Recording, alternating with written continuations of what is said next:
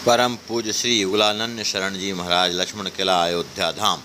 श्री लाडली सियाजू सियाजू सियाजू सियाजू जनक नंदनी।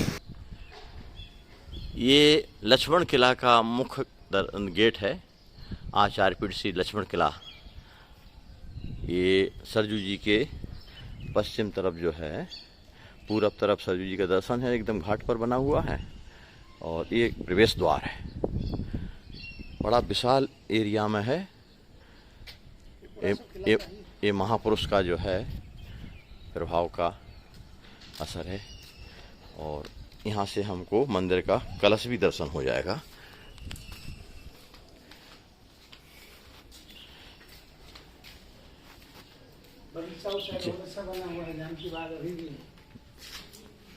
जानकी बाग नाम से है। चलिए दर्शन कराइए। जिस जानकी बाग का चर्चा उनके जीवन चरित्र में महाराज जी ने हमें बताया है, उसका भी दर्शन आपको करा रहे हैं चल करके।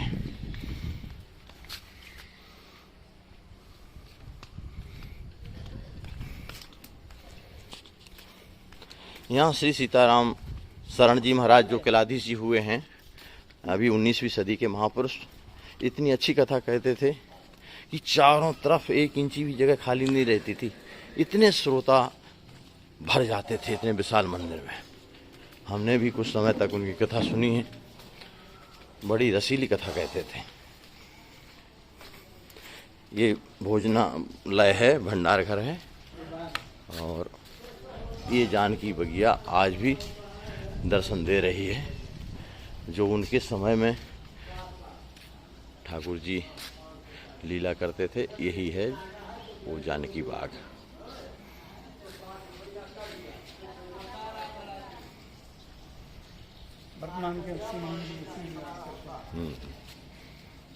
है आपका लक्ष्मण किला, जिसको लगभग 250-300 वर्ष हो गए हैं। उन महापुरुष की स्मृति में क्या भव्य दर्शन हो रहा है यहाँ से सरजू जी का। यहाँ पर अखंड कीर्तन होता रहता है, बड़ा विलक्षण भव्य दर्शन है। और महाराज जी कुछ जानकारी आप हमें कराने का कष्ट करें, कुछ याद आ रहा हो तो। महाराज श्री का एक बहुत प्यारा छंद है इश्क कांति का। हाँ।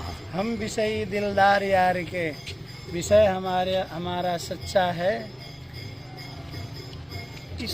इश्क चमन महबूब खूब वर, बुलबुल बेगम नच्चा है। सबो रोज मासूक खोज कर, सबो रोज मासूक खोज कर, वो रस सच्चा है। सबो रोज मासूक खोज कर, वो आशिक रस सच्चा है। युगलानंद बिना यह लक्षण, भजन भाव सब कच्चा है। इन्हीं का कविता। ये उर्दू के शब्द आए हैं, इसमें थोड़ा हमको हिंदी में समझाने का कष्ट करें कृपा करके। ने कहा कि हम विषयी दिलदार यार के, विषय हमारी सच्चा है। हमारे शरीर के जितनी इंद्रियां हैं सब ठाकुर जी में लगा रहे, वही सच्चा विषय है।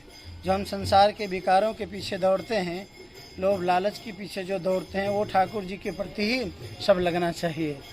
और इश्क चमन महबूब खूब, ठाकुर जी की जो बगीचा है, चमन मतलब बगीचा है। इश्क चमन महबूब खूब वर, इश्क चमन महबूब खूब, बुलबुल बेगम नच्चा है। यानी बुलबुल मतलब पक्षी है, और बेगम का अर्थ यहाँ फारसी शब्द है। ये निश्चिंत ठाकुर जी के बगिया रूपी चमन में, संसार के बगिया रूपी चमन में निश्चिंत होकर के मस्ती में बैठ करके भगवान ठाकुर जी के चरणों में हमेशा अहर्निश लगे रहते हैं। सबो रोज, सबो का अर्थ यहाँ तेल धारावत भजन से, सबो का अर्थ यहाँ महाराज जी दीन है। अच्छा, तो उर्दू फारसी का शब्द है। अच्छा। सबो दीन, सबो रोज, रोज का अर्थ दीन है। तो न रात दिन अहर्निश, सबो रोज महबूब खोज कर, यानी ठाकुर जी के ही में हमारा सारा शरीर के जितनी इंद्रियां हैं सब उन्हीं में लगा रहे। वो आशिक रस सच्चा है। युगलानंद बिना यह लक्षण, भजन भाव सब कच्चा है। यदि ऐसा जीवन में ना हो सके, हम हर नहीं 24 घंटा ठाकुर जी में ना लगा रहे तो सब बेकार है, सब बेकार है, मानव शरीर व्यर्थ है। व्यर्थ है। आइए अब हम सरयू जी का दर्शन करने के बाद सीढ़ी से चढ़ करके आपको अब ले चलते हैं। देखिए कितनी ऊंचाई पर लक्ष्मण किला बना हुआ है, कितनी सीढ़ियां हैं और बड़ा भव्य आश्रम है। अभी हम आपको लेके आए हैं जिन महापुरुष का चरित्र अभी आप सुन रहे थे, युगलानंद शरण जी महाराज, जिन्होंने लक्ष्मण किला की स्थापना कराई। बड़ा प्राचीन मंदिर है, एकदम सरयू किनारे। देखिए क्या दिव्य दर्शन है सरयू जी का। ये दिव्य सरयू जी बह रही हैं सवेरे सवेरे, अभी हम आपको दर्शन करा रहे हैं। ये लक्ष्मण किला का घाट है और जो उनके चरित्र में चर्चा आई है कि जिस गुफा में परम पूज्य श्री युगलानंद शरण जी महाराज भजन करते थे, आज भले ही वो खंडहर के रूप में, जीर्ण शीर्ण के रूप में हो, लेकिन वो दिव्य भूमि है उन महापुरुष की। आइए हम श्री महाराज जी से पूछते हैं। महाराज जी, क्या ये जो कमरा दिख रहा है, यही वो स्थान है, यही वो गुफा है जहाँ पर परम पूज्य श्री, आपने जो सुनाया था, युगलानंद शरण जी महाराज भजन करते थे? जी जी, यही गुफा है जहाँ बैठ करके नित्य निरंतर हमेशा अच्छा ठाकुर जी के चिंतन में लगे रहते थे। अच्छा। और यहीं पर उस समय एक सरयू जी के बीच में झील सा था। अच्छा अच्छा। तो जिस समय में होली की जो चर्चा है, जी जी जी, तो अंदर में जा करके नाव पर बैठ करके सब अंदर गए थे। वाह। आज होली का बहुत बड़ा गान उत्सव हुआ था। और उत्सव के पश्चात में जब सब वहाँ से चल दिए जी, तो एक ऐसा आहट सुनाई दिया संगीत का जी कि कोई कुछ बोल नहीं पाए, सब वो मुग्ध सब हो गए। दिव्य स्वर थे वो। जी, ऐसा स्वर आज तक न सुनने को न देखने को समय किसी को मिला। तो इस समय एक संत थे, उन्होंने पूछा कि महाराज ये संगीत कहाँ से आ रहा है? जी जी। तब स्वामी जी ने कहा कि देखो कहाँ से आ रहा है। तो जो जिस संत ने पूछा था वो भी इतने बड़े उपासक थे कि केवल सरयू जी की मिट्टी लगाते थे पूरे शरीर में। जी जी, आपने कथा में उनके जीवनी में सुनाया है। अच्छा ये बताइए, परम पूज्य श्री युगलानंद शरण जी महाराज अंग्रेजी संवत नहीं, अपने भारतीय संवत के अनुसार नहीं, अंग्रेजी सन के हिसाब से किस शताब्दी में हुए हैं? आज उसका अब हिसाब लगाना पड़ेगा आपको। ये 1875 विक्रम संवत है उनका जन्म। विक्रम संवत है जी। इस समय चल रहा है 2075 जी, 80 2079 79 चल रहा है। 79 चल रहा है। अच्छा अच्छा, तो 1800 1900 2000 लगभग माने 300-400 वर्ष, 200-250 वर्ष जी पूर्व में हमारे परम पूज्य श्री युगलानंद शरण जी महाराज हुए हैं जी। ये तब वो मैं भूमि अयोध्या में एक से एक महापुरुष हुए हैं जिनका हम चरित्र आपको संकलन करके उपलब्ध करा रहे हैं। इस प्रकार के महापुरुष जो एक दिन भिक्षा मांगकर 7 दिन तक पानी में रोटी भिगा करके खाते थे और भजन करते थे, ये साधारण नहीं है। इसीलिए कबीरदास जी ने कहा है, आश्रम बना तो आश्रम बनने के बाद जी उन्हीं संत को रखा जाता था जो प्रत्येक दिन 1 लाख नाम जपा करते थे इस कुटिया में। हाँ, कुटिया में ऊपर आश्रम में। अच्छा लक्ष्मण किला में। चलिए हमको थोड़ा सा आश्रम लक्ष्मण किले का भी दर्शन करा दीजिए। आइए। श्री चरणों में दास का दंडवत स्वीकार हो। अभी हम अयोध्या धाम के एक ऐसे महान विद्वान के सामने प्रार्थना करने जा रहे हैं जो हजारों जीवों का कल्याण करते रहते हैं, चारों तरफ भारत देश में घूमते हुए और कथा प्रवचन के द्वारा, अपने उपदेशों के द्वारा और जीवों को कृतार्थ करते रहते हैं, भगवान की तरफ लगाते हैं। आज हमारी प्रार्थना है कि महाराज श्री जो अयोध्या धाम में लक्ष्मण किला नाम से जो बहुत प्रसिद्ध मंदिर है, उसके जो संस्थापक श्री परम पूज्य युगलानंद शरण जी महाराज हुए हैं, वो कितने वर्षों पहले हुए हैं, उनके जीवन की क्या विशेषताएं थीं, क्या विभूति थे, बड़े अद्वितीय महापुरुष थे। तो आपके श्री चरणों में प्रार्थना है कि हम सभी को उन महापुरुष के चरित्र के बारे में, उनके माता पिता का नाम क्या था, कहाँ शरीर उनका उत्पन्न हुआ था और क्या उनकी भजन पद्धति थी, कृपा करके हम लोगों को बताएं।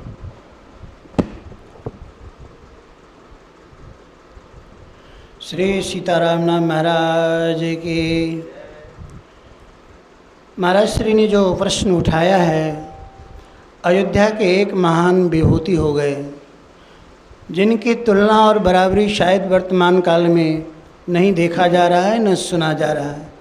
ऐसे त्यागवान पुरुष, ऐसे राम नाम में तल्लीन रहने वाले व्यक्ति शायद आगे हो या न हो ये भी मुश्किल है, ऐसे महापुरुष थे। महाराज श्री का जन्म स्थान बिहार में पटना जिला के अंतर्गत इस्लामपुर ग्राम में था। ब्राह्मण के घर का शरीर था महाराज श्री का, और महाराज श्री का जो वैराग त्याग बचपन से ही देखा गया।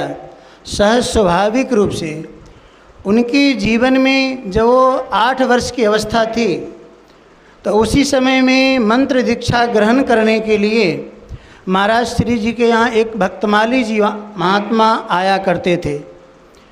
तो उनके चरणों में निवेदन किया कि आप मुझे दीक्षा मंत्र दीजिए और उपासना का विधि बताइए। तो महाराज श्री ने, भक्तमाली जी ने मना कर दिया। भक्तमाली जी ने कहा कि नहीं, आपको दीक्षा मंत्र हम नहीं देंगे। हमारे सदगुरुदेव भगवान छपरा में चिरान एक जगह है, वहाँ श्री स्वामी जीवाराम जी महाराज विराजमान थे, जिनका महल का नाम था, उपासना का नाम था जुगल प्रियाशरण जी महाराज। तो उनके चरणों में आप जाकर के मंत्र दीक्षा ग्रहण करें। लेकिन महाराज श्री वहाँ जा नहीं पाए। तब तक अचानक उन्हीं की कृपा हुई और वो वहाँ उनके यहाँ पधारे और मंत्र दीक्षा दिया। इनका घर पर ही बाल्य अवस्था से ही एकांत में, जंगल में, झाड़ियों में बैठ करके भगवान का भजन किया करते थे। एक सहज स्वाभाविक इनकी प्रवृत्ति थी। और उसके बाद मंत्र दीक्षा लेने के बाद वहाँ पर पटना में जो हरि मंदिर है श्री गुरु गोविंद सिंह जी का, मंत्र दीक्षा लेने के बाद इन्होंने 1 सालों तक वहाँ पर गुरु गोविंद सिंह के ग्रंथ पर, गुरु नानक जी के ग्रंथ पर उन्हें कथा कही और उनकी विलक्षणता को सुन करके वहाँ जितने लोग थे सब अचंभित हो गए। क्योंकि इनका संस्कार होने के बाद 8वें वर्ष में जब जनेऊ संस्कार हुआ तो उसके पश्चात श्री हरे कृष्ण जी महाराज थे, उनके चरणों में बैठ करके इन्होंने विद्या अध्ययन किया। विद्या अध्ययन करना तो केवल बहाना था, ब्याज मात्र था। इनका उर्दू, फारसी सब ग्रंथ, सब भाषाओं को ज्ञाता थे। कितनी भाषा जानते थे ये तो कहना मेरे लिए मुश्किल है, लेकिन सब भाषाओं के ज्ञाता थे। और महाराज श्री जब वहाँ पर 1 साल तक कथा बोलने के बाद, इसके बाद में घर पर आया, इनका मन नहीं लगने लगा। धीरे धीरे इनकी अवस्था 15 वर्ष की हो गई और 15 वर्ष की अवस्था में ही वहीं पर भगवान भोले बाबा स्वप्न में आकर के इनको षडाक्षर मंत्र का भी उपदेश किया था। भगवान शंकर के द्वारा इनको मंत्र राज मिला था। ऐसा महाराज श्री के जीवनी में आता है। इनके जीवनी भी श्री जानकीवर संत जी महाराज ने जो लिखा है, जो उर्दू में है, उनको बाद में हिंदी अनुवाद हुआ है, लेकिन उर्दू भाषा में ही लिखा गया है। तो श्री जानकीवर संत जी महाराज भी बहुत बड़े विद्वान थे। तो महाराज श्री वहाँ 15 साल की अवस्था में इनके मन में ऐसा उत्कट वैराग उत्पन्न हुआ कि इन्होंने ये निर्णय लिया, क्योंकि वहाँ गांव में धीरे धीरे इनकी प्रसिद्धि फैलने लगी। ये 4-4, 5-5 दिनों तक भोजन नहीं करते थे और भजन करते रह जाते थे। एक उदासी सन्यासी संत थे जिनका नाम था श्री राम सेवक दास जी महाराज, इनके साथ में रहा करते थे। तो अपने जीवन के हर एक बातें उनसे बता दिया करते थे और वो हमेशा इनके साथ में निरंतर रहे अंतिम समय तक। तो उन्होंने कहा कि अब हमको यहाँ से छोड़ करके चले जाना चाहिए। तो घर वालों जाने कहीं देने के लिए स्वीकार तो नहीं कर रहे थे। इनकी माता जी का शरीर बालपन अवस्था में ही दुनिया से विदा हो गई थी। पिताजी बचे थे और 2 भाई भी थे, 2 बहन भी थे। तो महाराज श्री वहाँ से जब निर्णय लिए तो विरक्त स्वरूप धारण करके घर से नहीं निकल सकते थे। इनकी माता पिताजी का नाम अगर संभव हो तो क्षमा करेंगे, महाराज श्री के माता पिताजी का नाम अभी मुझे तत्काल में स्मरण नहीं है। तो महाराज श्री वहाँ से फिर काशी आए, अपने जन्मभूमि से घोड़े के ऊपर बैठ करके पूरे जिस वेश में थे गृहस्थ आश्रम के वेश में, उसी वेश में काशी आए। जब काशी आए तो काशी में इनके फूफे भाई थे जो बहुत बड़े अधिकारी पद पर थे। उन्होंने ये सुना कि वो वहाँ से आ रहे हैं तो अगवानी करके इनको अपने घर में ही पूरी व्यवस्था किया रहने का, और अपने फुफेरे भाई के घर में रहते हुए धीरे धीरे वहाँ काशी में इनकी प्रसिद्धि फैलने लगी। जितने महापुरुष थे सबका आना जाना, मिलना जुलना और इनका एकांतवास लोगों के ऊपर प्रभाव डालने लगा। वहाँ के काशी नरेश थे, एक संत धीरे धीरे गंगा जी के किनारे किनारे उनके दरवाजे पर भी ले गए। और महाराज श्री जब वहाँ गए तो भक्ति और ज्ञान वैराग की जब बात करने लगे तो राजा महोदय बहुत प्रभावित हुए। इन्होंने वहाँ से रामनगर में रामलीला का भी दर्शन किया। और जब धीरे धीरे इनकी प्रसिद्धि फैलने लगी तो महाराज श्री ने यह निर्णय लिया कि अब मुझे यहाँ छोड़ करके चित्रकूट चले जाना चाहिए। भजन तो करते ही थे, उसमें कोई कमी थी ही नहीं। तो वहाँ से जब चित्रकूट आने के निर्णय लिए तो काफ़ी भक्तजन संतजन भी इनके साथ में आना चाहे, लेकिन उन्होंने सबको मना कर दिया। और वहाँ से चित्रकूट के लिए जब आए, चित्रकूट आए तो इन्होंने चित्रकूट में आने के बाद जो इनके घर के साज सामग्री थी सबको परित्याग कर दिए। घोड़ा भी साथ में था, उनको भी यत्र तत्र दान दे करके और फिर वहाँ से सीधे चित्रकूट पधारे। महाराज श्री के चित्रकूट पधारने के बाद और कोई साथ में नहीं था, लेकिन वो जो श्री राम सेवक दास जी महाराज थे वो इनके साथ रहे।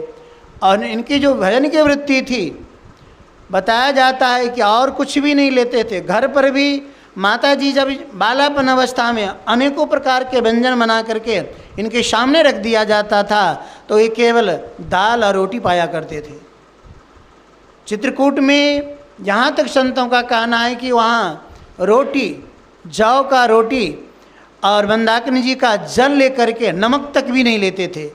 और एक दिन निकलते थे और बनवा करके मांग करके ले आते थे और 7 दिनों तक उसी रोटी को पानी में भिगो करके आप पाया करते थे। ऐसा तीव्र वैराग था।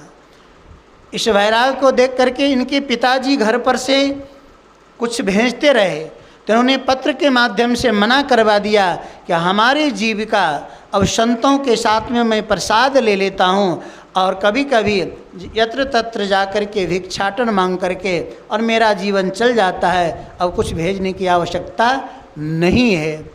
और उसके बाद चित्रकूट में काफ़ी दिनों तक रहने के बाद इनके मन में ये उत्कंठा हुई कि अयोध्या चले। तो वहाँ से फिर जब अयोध्या जी के लिए आने लगे तो साथ में जो राम सेवक दास जी महाराज थे वो लखनऊ आए। और जब लखनऊ में आए तो इनकी तबीयत बहुत ख़राब हो गई। तो उन्होंने महाराज श्री को अनुभव हो गया कि अब इनका शरीर नहीं रहेगा। तो महाराज श्री का जो बहन थी वो लखनऊ में बहुत बड़े परिवार में, राज परिवार में उस समय में थी। तो उन्होंने वहाँ से पालकी मंगवाया और पालकी मंगवा करके श्री राम सेवक दास जी महाराज को भेज दिए, लेकिन खुद बहन के यहाँ नहीं गए। महाराज जी स्वयं वहाँ से अवध पधारे, अयोध्या जी आए। और जब अयोध्या जी आए तो अयोध्या जी में सरजू जी के तट पर रहने लग गए। धीरे धीरे इनका प्रभाव जब फैलने लगा तो उस समय में श्री उमापति त्रिपाठी जी महाराज थे, बहुत बड़े विद्वान थे और ठाकुर जी के बहुत बड़े उपासक थे। उनका चरित्र जो रसिक भक्तमाल है उसमें लिखा हुआ है। इसके बाद में एक संत थे श्री सीताराम जी महाराज, जिनका नाम था श्री शीलमणि जी महाराज। वो और श्री स्वामी युगलानंद सेन जी महाराज सरजू जी के तट पर भजन करते थे। और जब ऊंचे स्वर में भजन करते थे तो लगता था कि जैसे हजारों संत एक साथ मिलकर के भजन कर रहे हैं, केवल 2 व्यक्ति का आवाज़ इतना प्यारा और निकलता था। महाराज श्री कहीं संगीत सीखने के लिए नहीं गए, लेकिन संगीत के भी एक से एक राग रागनियों का बहुत बड़े विद्वान थे। महाराज जी का प्रभाव जो धीरे धीरे अयोध्या में फैलने लगा तो केवल मधुकरी वृत्ति से रहा करते थे। तो एक रोज श्री त्रिपाठी जी ने अपने भतीजा को भेज करके घर पर बुलवाए। तो महाराज जी श्री जब उनके घर पर गए तो महाराज श्री से निवेदन किया कि आप प्रत्येक दिन कृपा करके यहीं भोजन ग्रहण क्रिया प्रसाद लिया करिए। तो महाराज श्री ने मना किया, कहा कि नहीं, प्रत्येक दिन तो मैं नहीं ले सकता हूँ, लेकिन यदा कदा कभी काल में भोजन ले लिया करूँगा। तो उस दिन जा कर के उन्हीं के परिवार में बैठ करके और भोजन लिए पाए वहाँ पर, और उसके बाद फिर सरजू जी के तट पर आकर के रहा करते थे। महाराज श्री का जीवन ऐसा विलक्षण था कि धीरे धीरे इनका प्रभाव इतना फैलने लगा, तो इन्होंने सोचा कि ये तो भजन में बाधक है, तो वहाँ से चले गए। धृताची कुंड है यहाँ से 12 किलोमीटर दूर, वहाँ पर जाकर के मौन व्रत धारण करके रहने लगे। और उस भी मध्य में केवल 4 अक्षर सीताराम उच्चारण करते थे, उसके अतिरिक्त और कुछ भी उच्चारण नहीं किया करते थे। 14 मासों के व्रत लेने के पश्चात महाराज श्री फिर वहाँ से लौट करके अयोध्या आए। अयोध्या में बहुत से संतों से मिलन हुआ, कई संत आए, इनका प्रभाव जो धीरे धीरे फैलने लगा। तो उस समय में महाराज श्री की एक अवधवास की जो अनन्यता है, गजब की है। वृंदावन में एक संत रहा करते थे, श्री ललित किशोरी जी शरण जी महाराज, जिन्होंने वृंदावन में आज भी बसंती कुंज है उन्होंने बनवाया। तो महाराज श्री और उनका परस्पर पत्र के माध्यम से वार्तालाप हुआ करती थी, बातचीत किया करते थे। तो उन्होंने एक बार पत्र में लिखा कि महाराज जी आप श्री वृंदावन पधारे और हमारी भी इच्छा है कि हम अयोध्या आकर के एक बार दर्शन करें। तो महाराज श्री ने जब पत्र पढ़ा तो महाराज श्री ने कहा कि आप न कभी अयोध्या आइए, न आप मुझे वृंदावन बुलाइए। ये संतों की अनन्यता है। आजकल तो वर्तमान काल के लोग कभी कभी कहते हैं कि ये कौन सी अनन्यता है, सब भगवान एक है, लेकिन ये कहने की बात है। संतों की जीवनी, संतों की रहनी अपनी अपनी एक अलग होती है। उनकी इस बात पर चर्चा करना कोई ज़्यादा मैं उचित नहीं समझता। महाराज श्री के अवध में इतनी अनन्यता थी, उन्होंने कहा कि आप न कभी मुझे वृंदावन बुलाना, न कभी अयोध्या आना। आप अपने इष्ट में निष्ठा रखो, वृंदावन धाम में निष्ठा रखो, और हमारी निष्ठा श्री अवध धाम में है। श्री उमापति त्रिपाठी जी कहा करते थे कि ठाकुर जी, लाल जी आकर के सरजू जी के उस पार आ जाए और उस पार आकर के हमसे कहे कि आओ हम आपको दर्शन देता हूँ, तो मैं हाथ जोड़ करके प्रार्थना करूँगा कि उस पार मुझे मत बुलाइए, अवध में आकर के मुझे दर्शन दीजिए, तो ही मैं आपका दर्शन कर पाऊँगा। ऐसे संतों की निष्ठा रहे। श्री युगलानंद सिंह जी महाराज के जीवन में आता है कि वो स्वप्न में जगन्नाथपुरी चले गए, जगन्नाथ भगवान का दर्शन किया, और जैसे दर्शन किया तो दर्शन करने के बाद पश्चाताप करने लगे। उन्होंने कहा कि मेरा अवधवास खंडित हो गया। तो जगन्नाथ भगवान ने कहा कि नहीं नहीं, आपका अवधवास खंडित नहीं हुआ है, आप शरीर से नहीं आए, आपका शरीर अयोध्या में है, आप तो यहाँ मन से यहाँ आए हैं, इसलिए आपका अयोध्यावास खंडन नहीं हुआ है, आप अवध में वास करें। ये श्री स्वामी युगलानंद सिंह जी महाराज के अवध में इतनी ज़्यादा निष्ठा थी। उस समय में एक बार होली का समय था, तो सब संत भक्त जितने थे सब ने कहा महाराज जी ठाकुर जी की होली हो जाए।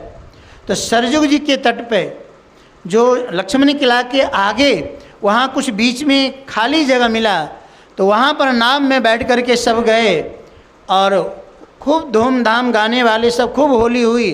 और होली होने के बाद जब संगीत बंद हो गया तो अपने आप वहाँ एक ऐसे संगीत सुनाई देने लगे, जब जितने महापुरुष थे वहाँ से चलने लगे तो सबके कानों में मधुर संगीत की आवाज़ आने लगे। और किसी की हिम्मत तो नहीं हो रही थी कि स्वामी जी से ये निवेदन करे कि आवाज़ कहाँ से आ रही है, लेकिन एक संत थे जो बहुत अलमस्त थे, हमेशा अपने मुख से सिए पिए यही उच्चारण किया करते थे। और सरजू जी का रज अपने शरीर में लेपन किया करते थे और सरजू जी के किनारे तट पर ही वास किया करते थे हमेशा।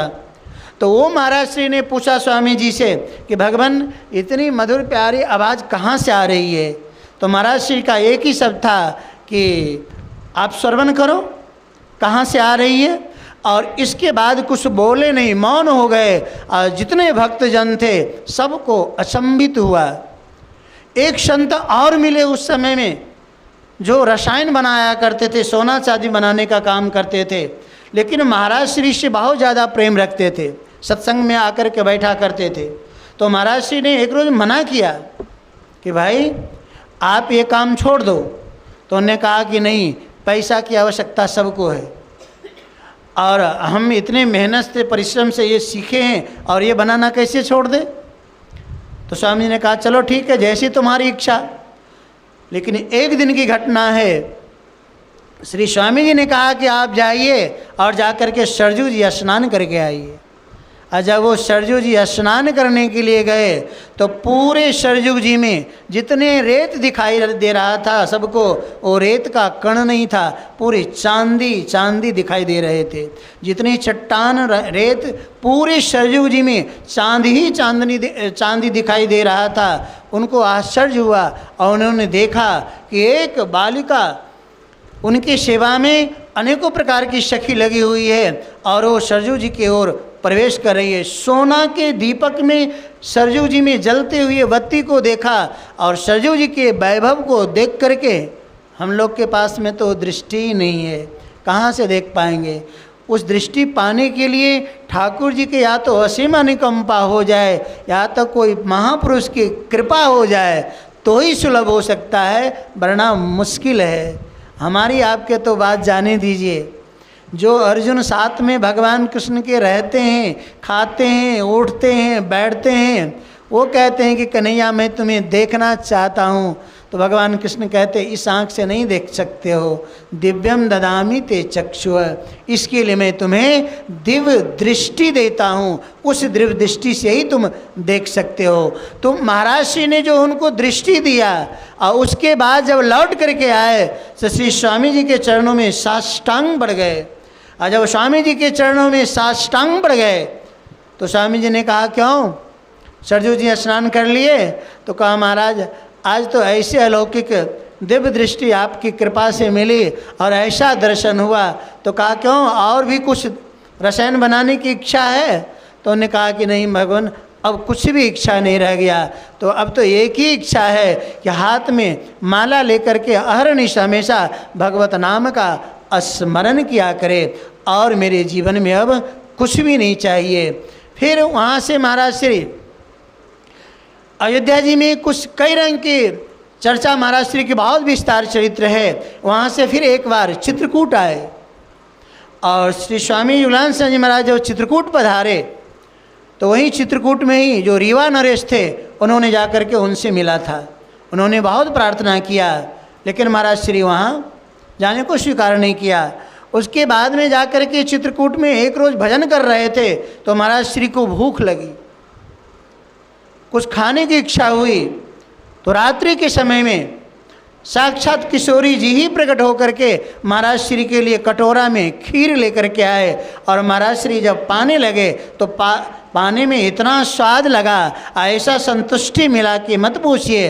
लेकिन उसके बाद फिर किशोरी जी दिखाई नहीं दिया, महाराज श्री व्याकुल होकर के मूर्छित हो गए।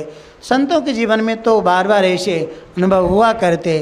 और फिर वहाँ चित्रकूट से फिर अवध आए, अयोध्या में आए तो संतों ने प्रमोद वन में रहने लगे।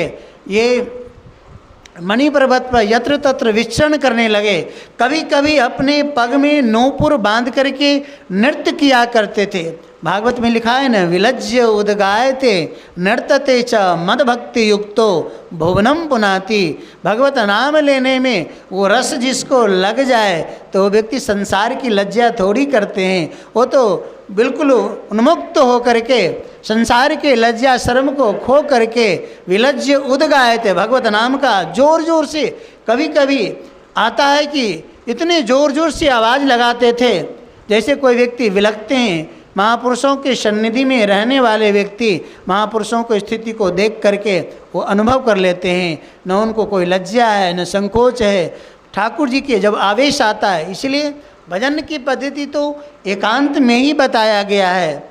आप एक भजन हमेशा हम लोग करें वो अच्छी बात है, लेकिन एकांत वास में जो भजन होता है, मन की जो तरंगे उठती है तो उस समय उस मन के तरंग को कोई रोक नहीं सकता है। और ऐसे ठाकुर जी के साथ जीवात्मा और परमात्मा एकाकार हो जाते हैं, तन्मय हो जाते हैं कि मत पूछिए। तो महाराज श्री के जीवन में फिर वहाँ से चित्रकूट से अयोध्या आए और अयोध्या में फिर निर्मली कुंड था, निर्मली कुंड अभी भी है। वहाँ जा कर के महाराज श्री एकांतवास ज़्यादा किया करते थे, नियम ले लिया करते थे, 6 महीना का, साल भर का, महीना दिन का। महात्माओं के जीवन में अनुष्ठान बहुत बड़ा काम करता है, तो नियम ले लिया करते थे। निर्मली कुंड पर रहने लगे तो वहाँ महाराज श्री की इच्छा हुई कि एक ठाकुर जी के मंदिर बने, और छोटा सा मंदिर भी बन गया। उस समय में अंग्रेज़ों का राज था, मुस्लिम और हिंदुओं में बहुत तकरार पैदा हो गया, सब लोग यत्र तत्र भग करके चले गए। लेकिन अंग्रेज़ों की वस्तुओं से इनके लिए उसी जगह एक जानकी बाग बना दिया गया। बाद में जब अंग्रेज़ लोग आए तो सब डर से भागने लगे इधर उधर। महाराज श्री से भी कहा गया कि महाराज जी आप भी यहाँ से चले जाइए, लेकिन महाराज श्री ने कहा कि नहीं, क्योंकि उस समय में अंग्रेज़ों का काल था। महाराज श्री का जन्म विक्रम संवत 1875 में हुआ था, लेकिन महाराज श्री ने कहा कि नहीं, शरीर छूटना होगा तो ठाकुर जी के चरणों में ही छूटेगा, अयोध्या में छूटेगा, तो इसके लिए भागना का क्या है यहाँ से। महाराज श्री नहीं गए। जब अंग्रेज़ों ने आया तो आकर के पूछा कि ये आपके बगीचे में जो ये लगा हुआ है ये सब अंग्रेज़ों की सामग्री है। महाराज श्री ने स्वीकार कर लिया। हाँ, जब महाराज श्री ने कहा कि जब आप लोग यहाँ से भग करके चले गए थे तो यहाँ के लोगों ने सब आकर के जानकी बाग बना दिए, अब तो मैं इनको आप लोग कई सामग्री से बना हुआ है, अस्वीकार नहीं कर सकता। तो कहा महाराज इसके लिए, तो कहा कि जो तुम्हारी इच्छा वो करो, लेकिन जो बना हुआ है सो बना हुआ है। लेकिन उन लोग की उस समय में उस जानकी बाग को अंग्रेज़ों ने उखड़वा दिया था, और महाराज श्री के मन में कोई हर्ष नहीं, कोई विषाद नहीं। वो तो पहले से ही चाहते थे कि ये भी एक बवाली है, छूटे तो मैं जा कर के भजन करूं। उसके बाद फिर अयोध्या में आ गए, और आज भी लक्ष्मण किला पर जो गुफा है, आप भी जाइए सरजू जी के तट पर, अभी तो छोटा सा गुफा बना हुआ, फाटक लगा रहता है। महाराज श्री वहीं निवास करने लगे, और ऐसे भजन की वृत्ति थी। महाराज श्री के जीवन में अवध में वास करते हुए कई घटना है।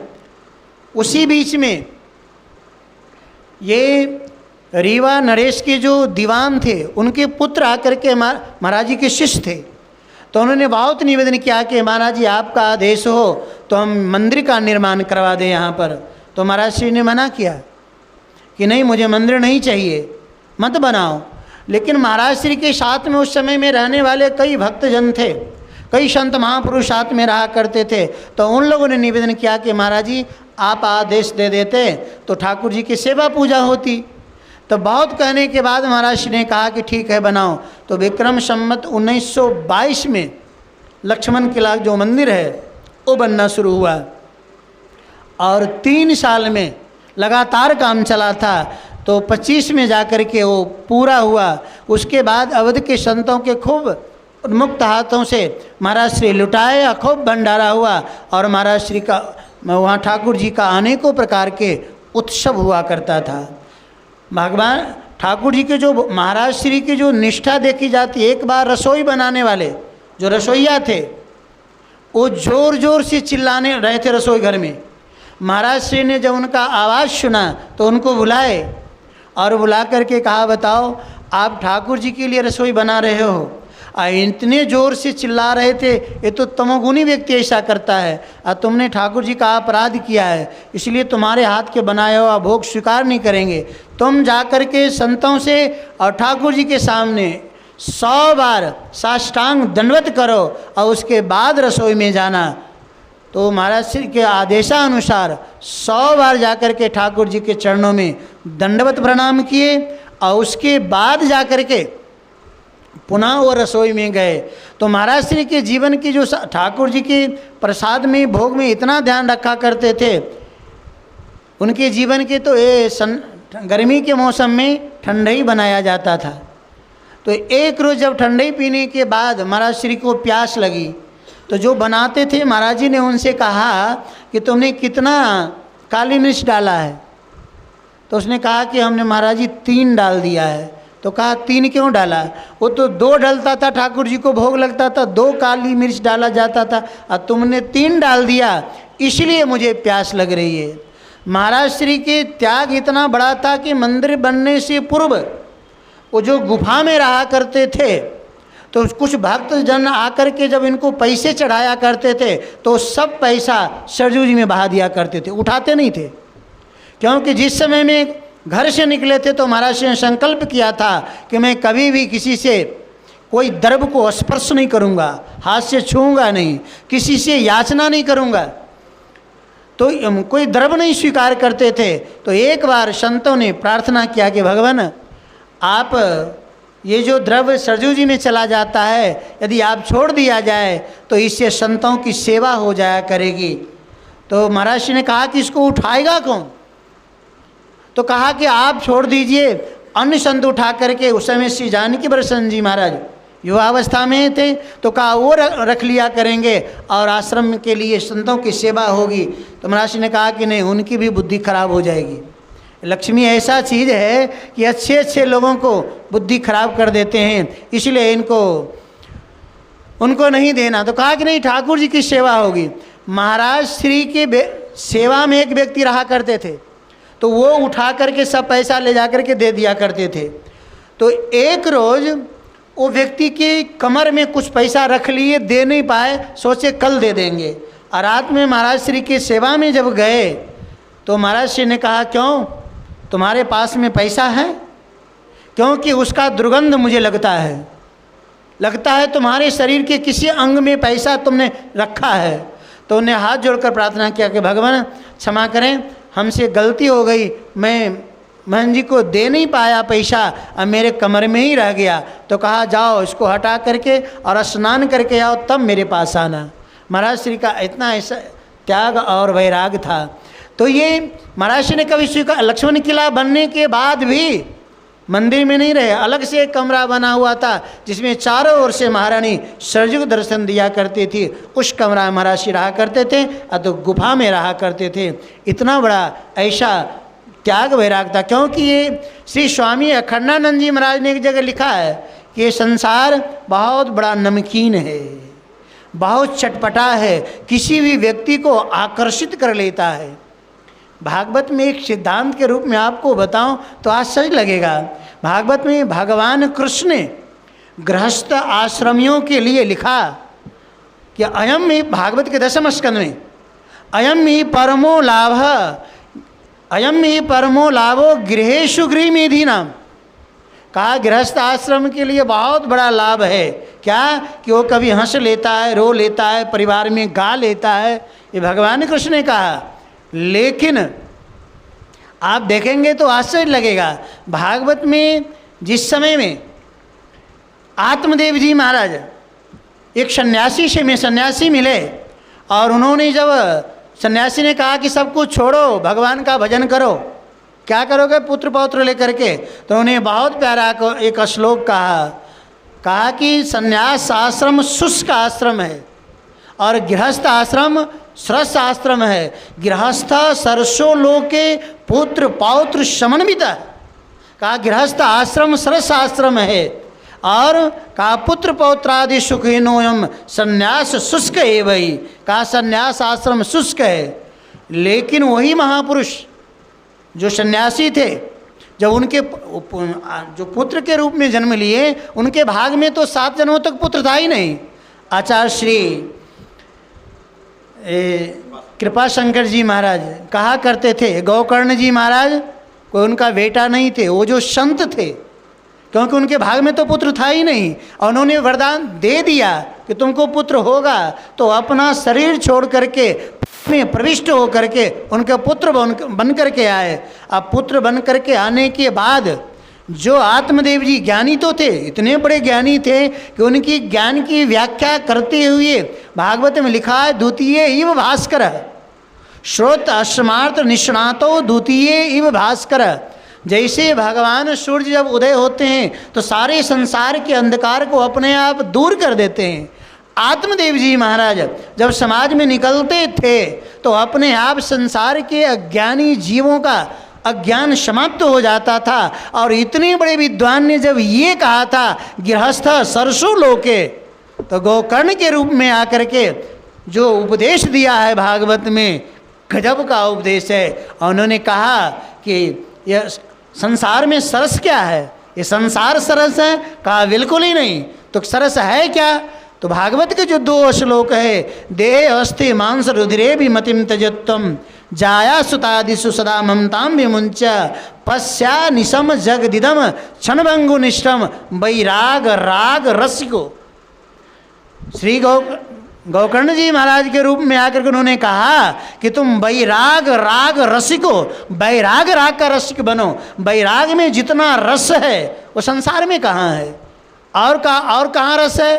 तो गोकर्ण जी महाराज ने कहा कि धर्मम भजस्व सततम त्यजलोक धर्मान सेवस्य साधु पुरुषान जय काम तृष्णाम अन्यस्य दोष गुण चिंतन मासु मुक्त्वा सेवा कथा रस्म हो।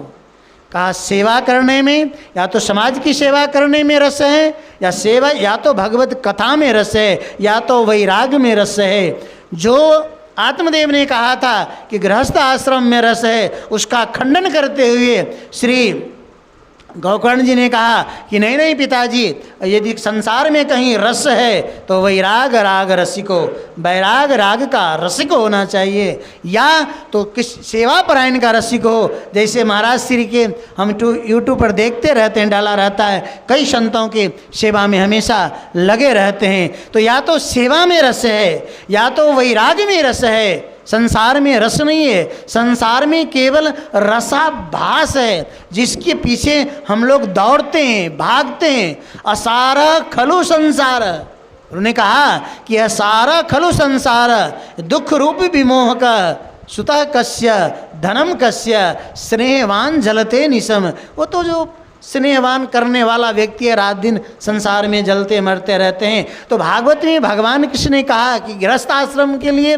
सबसे बड़ा लाभ क्या है? तो कहा अयम ही परमो लाभ गृहेषु गृहमेधिनाम, गृहस्थी आश्रम के लिए है। लेकिन श्री सुदामा जी महाराज ने कहा कि नहीं, मानव जीवन के लिए सबसे बड़ा लाभ क्या है? तो कहा अयम ही परमो लाभ उत्तम श्लोक दर्शन। का जीवन के सबसे बड़ा लाभ है कि हम लोग ठाकुर जी का हमारे आपके जीवन में एक झलक स्वप्न में भी आभास हो जाए तो बहुत बड़ी बात है। तो ठाकुर जी के दर्शन हो जाए, ये जीवन के सबसे बड़ा लाभ है। लेकिन भगवान शंकर ही भागवत में कहा कि जीवन में सबसे बड़ा लाभ क्या है? तो कहा अयम ही परमो लाभ निर्णाम साधु समागम। कहा संतों का संग मिले, ये सबसे बड़ा लाभ है, क्योंकि सत्संग से बढ़कर के दुनिया में और कोई लाभ नहीं। ठाकुर जी मिल जाए तो हम लोग क्या करेंगे? ठाकुर जी को मिलने के बाद भी शास्त्रों में देखा गया है कि लोग, ध्रुव जी महाराज को ठाकुर जी मिल गए, लेकिन मिलने के बाद भी हजारों यक्षों को मार दिए। क्यों? ध्रुव जी के जीवन में बाद में सत्संग नहीं मिला। यदि सत्संग मिलता रहता तो ये कदम नहीं उठाते। तो संतों के बीच में और अयोध्या में वास करने को मिले, इससे बहुत बड़ी बात और क्या हो सकती है। तो महाराज श्री का अयोध्या वास अखंड का था। उसके बाद में महाराज श्री ने संकल्प ले लिया कि अयोध्या छोड़ करके हम जाएंगे नहीं, और बहुत से ग्रंथ लिखे, 95 ग्रंथ लिखे। महाराज श्री का जो इश्क कांति है, नाम कांति है, धाम कांति है, उर्दू फारसियों में कभी तो उनका भाव से लिखा हुआ है। और इसके बाद में कभी कोई ग्रंथों को नीचे रख देते थे तो महाराज श्री बहुत नाराज होते थे, कहते थे कि इतनी बड़ी गलती मत करो। उनके लिए आसन रख करके एक शिष्य थे, उनको तो उन्होंने साष्टांग नीचे रख दिया ग्रंथ को, तो साष्टांग दंडवत करवाए। एक बार चोर आए और चोरी करके ले गए, कुछ पुस्तक ले गए, कुछ वस्त्र, उनका जो 2 वस्त्र रखते थे पहनने के लिए, एक पहनते थे एक रखा रहता था, तो उनके वस्त्र भी ले गए। तो जब चोर लेकर के चले गए तो एक स्नान करने के बाद उसी वस्त्र को सुखा करके पहनते रहे, कोई मंगवाए नहीं किसी से, न लाए। बाद में वो चोर की बुद्धि ऐसी फिर गई कि दूसरे दिन आए, महाराज जी के चरणों में साष्टांग दंडवत किया और कहा भगवान क्षमा करिएगा, मेरे से भूल हो गई, हम ये आपके सब सामान लेकर के चले गए थे, लेकिन मैं जिस चीज़ के लिए आया था वो तो मिला नहीं। मैं सोचा था रुपया पैसा कुछ मिल जाए, लेकिन वो नहीं मिला। तो महाराज श्री ने कहा कि ठीक है, अब जो रुपया पैसा आएगा तुम्हें दिया जाएगा। लेकिन महाराज श्री ने कहा कि तुम सब कुछ ले जाया करो, लेकिन मेरा जो ग्रंथ है ये मुझे प्राण से भी प्यारा है, इसको मत ले जाया करो।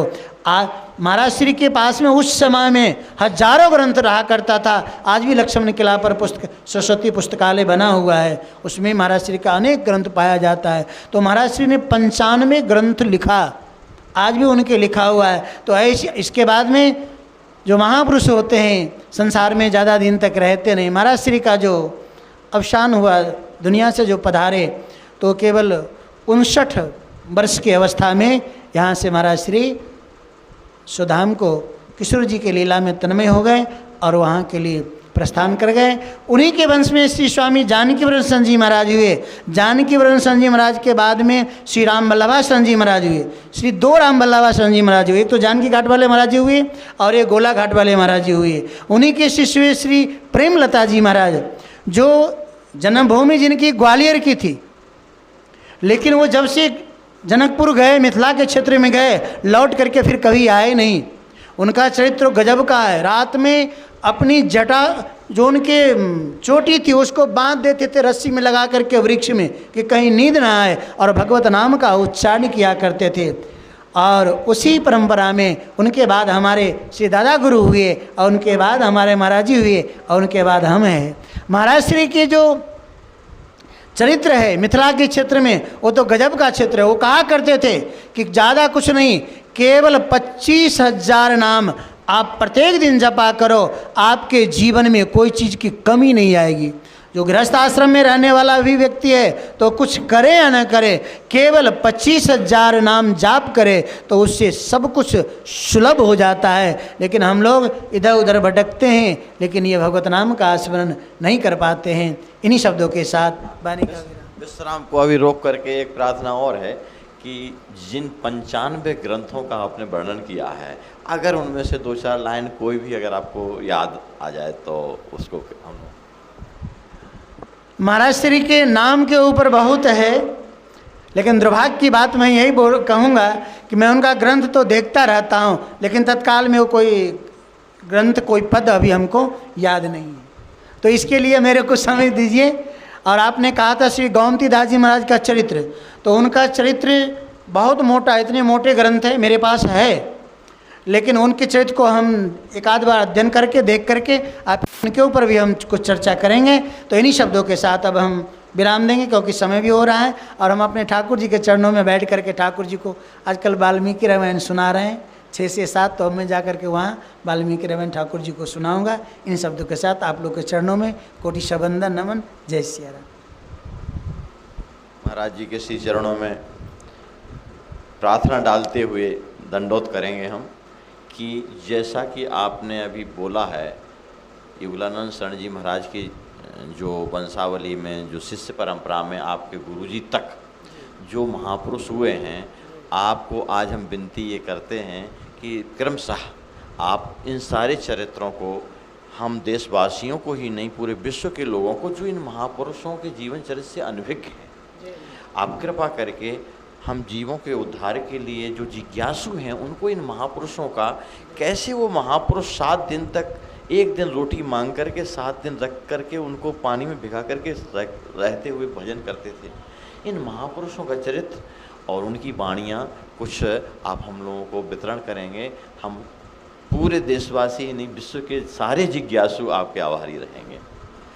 श्री चरणों में दंडवत।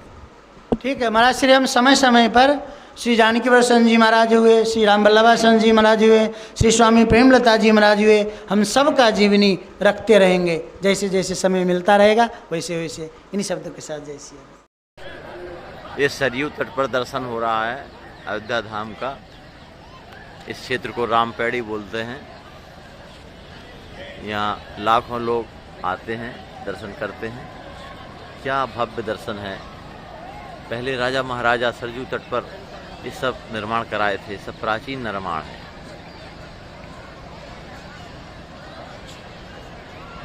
पहले इसी घाट पर सरयू जी बहा करती थी।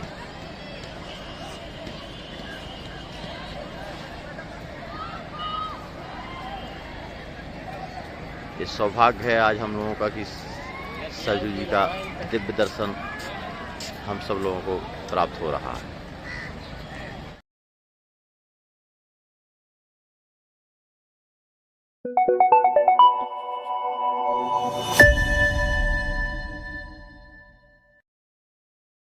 पिलाया नहीं बात अमृत पिलाने से क्या फायदा। एक बार आप स्वयं पधार कर इसका दर्शन कीजिए।